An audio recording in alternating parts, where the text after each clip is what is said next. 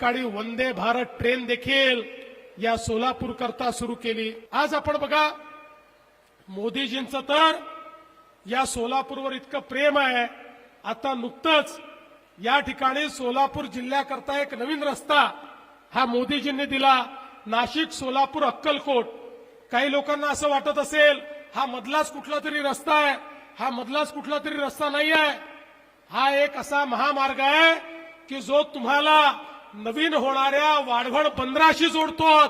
वाढवण बंदर जे देशातलं सगळ्यात मोठं बंदर आहे, जे जगातल्या पहिल्या 10 बंदरांपैकी एक आहे आणि मोदीजींचं विजन आहे।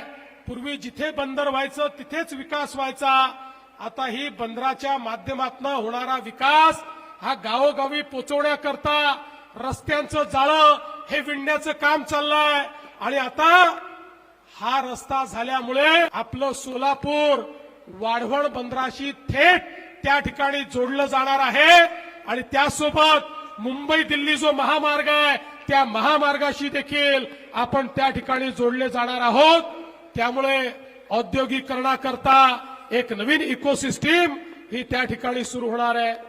पंढरपूर, तुळजापूर, अक्कलकोट, गाणगापूर हे पर्यटनाचं सर्किट आपण केलंय आणि त्याच्या मध्यभागी असलेलं आमचं सोलापूर हे खऱ्या अर्थानं या ठिकाणी पुढच्या काळामध्ये पर्यटनाचं इंजिन म्हणून, पर्यटनाचं न्यूक्लियस म्हणून या ठिकाणी काम करणार आहे। आज आपण बघा आपल्या प्रधानमंत्री महोदयांनी सांगितलं शहरामध्ये राहणारा जो प्रत्येक गरीब आहे या गरीबाला घर मिळालं पाहिजे।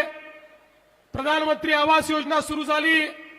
सोलापूर प्रधानमंत्री आवास योजनेचं एक सर्वात मोठं उदाहरण आहे।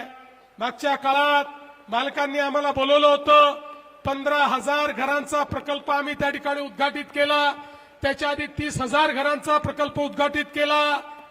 गरीबातल्या गरीब माणसाला घर देण्याचं काम आपण करतोय आणि त्यासोबत झोपडपट्टीमध्ये राहणारा जो व्यक्ती आहे त्यालाही आता घर आपण देतो आहोत। पण हे देत असताना एक अडचण समोर आली, त्यांच्याजवळ त्यांच्या जमिनीचा मालकी हक्काचा पट्टा नाही।